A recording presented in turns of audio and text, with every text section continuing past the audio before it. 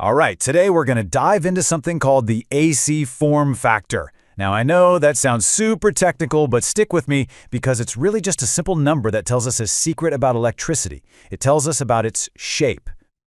And that brings us to the big question, right? How in the world do you measure the shape of something you can't even see, like an electrical wave? Well, that's exactly what we're going to break down. So here's the game plan. We'll start with why a wave's shape even matters. Then, we'll look at two really important measurements, the average value and the much more powerful RMS value. After that, we'll see how those two come together to give us the form factor. And finally, we'll uncover what that one little number actually tells us.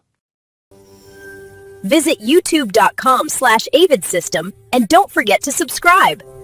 Okay, let's get right into it. Part 1, the shape of a wave. So here's the problem we're trying to solve. Imagine you have two different AC waves. They both reach the exact same peak voltage, let's say 10 volts. But, and this is the important part, one of them can do way more work than the other. They just don't deliver the same amount of power. So you can see how just looking at the peak voltage, well, it doesn't give you the full story, not even close. So, to start solving this puzzle, engineers went back to something we all learned in math class: finding the average. The average value is pretty much what it sounds like. You just take a whole bunch of measurements of the voltage all along the wave's cycle, and then you find the mathematical average of all those points. It's a really straightforward way to get a general idea of the wave's size. But, of course there's a catch. With a perfect sine wave, you have a positive half and a negative half that are perfect mirror images. So when you average the whole thing out, you get zero, which is, not very helpful. So engineers came up with a practical fix. They just measure the average of one half of the cycle. That way they get a real useful number to work with. Now, the average value is a decent start, but it doesn't really tell us about the wave's power, its ability to actually do work. For that, we need something better. We need the RMS value. RMS stands for root mean square, which is just the math behind it. But what's really important is what it is. The RMS value is the effective value of an AC voltage. Think of it this way. It answers the question, what DC voltage would I need to produce the exact same amount of heat in a resistor?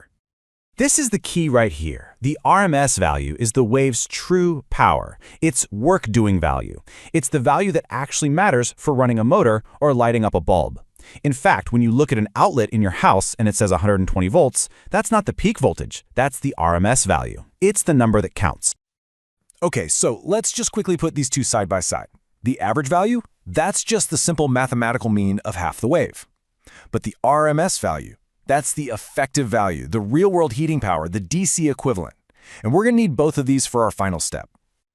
All right, now we have our two key ingredients, the effective value and the mean value. So we can finally put them together and calculate the form factor. And the definition is beautifully simple. The form factor is just the ratio. That's it. You take the RMS value and you divide it by the average value. It's a straight-up comparison of the wave's work-doing ability to its simple average. And the calculation is just as simple. Step 1, get the RMS value. Step 2, get the average value. And step 3, divide RMS by average. Boom. That number you're left with, that's your form factor.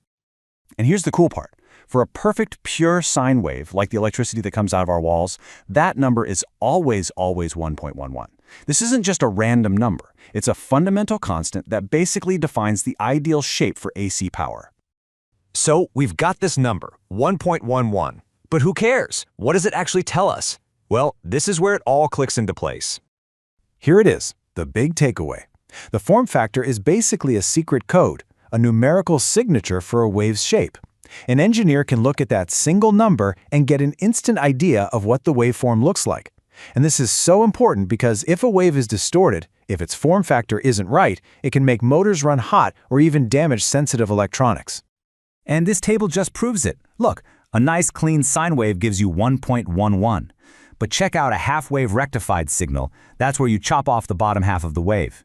It's a totally different shape, right? And its form factor jumps all the way up to 1.57. A different shape gives you a different number. That is the whole point. It puts a value on the shape itself. So if you remember just one thing, let it be this. The form factor is a simple, elegant little ratio that gives us an instant snapshot of a waveform's shape. And that kind of leaves us with one last question to chew on, doesn't it? If form factor tells us about the overall shape, what about the peakiness of a wave? Is there a number that tells us how sharp or flat its peaks are? Well, turns out there is, but that's a story for another time. Thanks for watching.